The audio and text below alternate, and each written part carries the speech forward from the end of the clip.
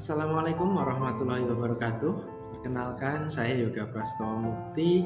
Saat ini saya berdinas di MTS Negeri 2 Sukoharjo sebagai guru IPA.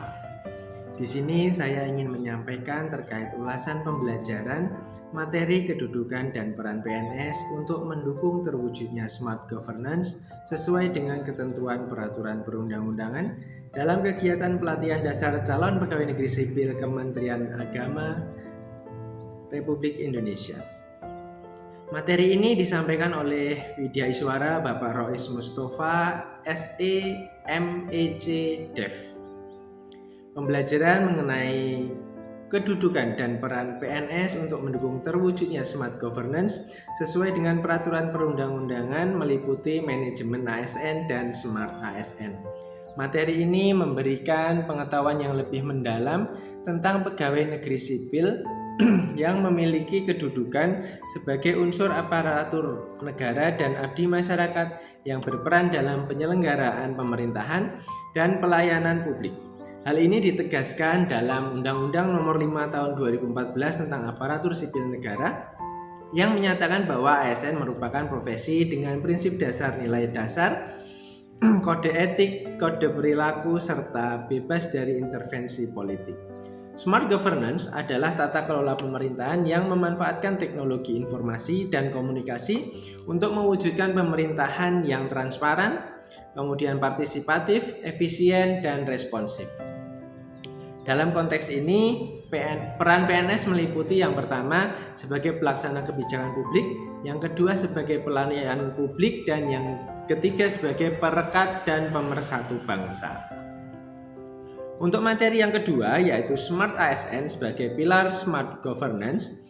Smart ASN adalah ASN yang adaptif terhadap perubahan, melek teknologi, memiliki integritas tinggi, kolaboratif, dan berorientasi hasil.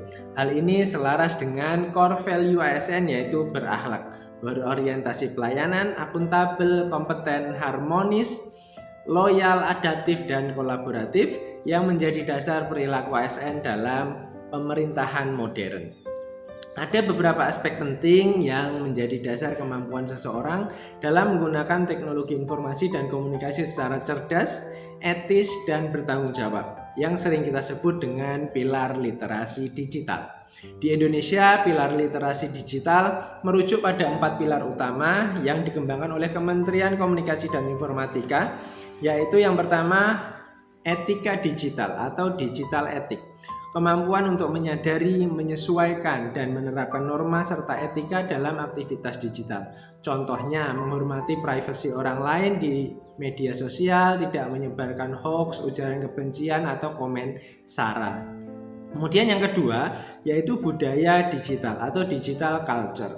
Kemampuan untuk memahami dan bersikap terhadap keberagaman budaya di ruang digital secara positif dan produktif. Contohnya, menghargai perbedaan pendapat di forum, kemudian menggunakan bahasa yang sopan dan santun untuk bermedia sosial. Kemudian yang ketiga adalah keamanan digital atau digital safety. Yaitu kemampuan untuk melindungi data pribadi dan memahami ancaman di dunia digital. Contohnya menggunakan kata sandi yang kuat, kemudian tidak sembarangan mengklik tautan atau mengunduh file yang mencurigakan. Itu salah satunya. Kemudian yang keempat adalah kecakapan digital atau digital skills, yaitu kemampuan menggunakan teknologi digital secara efektif, kreatif, dan produktif. Contohnya, mengoperasikan aplikasi produktivitas seperti Microsoft Office atau Google Workspace, kemudian menggunakan media digital untuk belajar, bekerja, dan berwirausaha. Dalam kegiatan pembelajaran ini, materinya disampaikan melalui pendekatan yang interaktif, baik melalui diskusi kelompok, studi kasus, hingga refleksi individu. Setiap nilai dijelaskan dengan kontekstualisasi dalam praktik kerja sehari-hari ASN, serta tantangan dan solusi untuk mengatasinya. Kesan dalam kegiatan pembelajaran. Dalam pembelajaran ini, memberikan pengalaman belajar yang menyenangkan dan reflektif. Peserta dilibatkan secara aktif terutama berbagi pengalaman dalam mengimplementasikan nilai-nilai tersebut. Di unit kerja masing-masing, fasilitator membimbing diskusi dengan baik.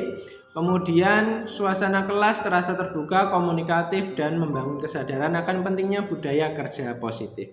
Salah satu kesan mendalam yang dirasakan adalah munculnya kesadaran kolektif untuk berubah menjadi ASN yang lebih berintegritas, responsif terhadap kebutuhan masyarakat, dan adanya contoh konkret serta simulasi kasus nyata membuat materi terasa relevan dan aplikatif. Kemudian di sini kesimpulannya dalam pembelajaran ini, kedudukan dan peran PNS sangat strategis dalam mewujudkan smart governance. Dengan dukungan manajemen ASN yang modern dan karakter smart ASN, tata kelola pemerintahan akan menjadi lebih efektif, efisien, transparan, dan partisipatif sesuai tuntutan era digital dan peraturan perundang-undangan yang berlaku.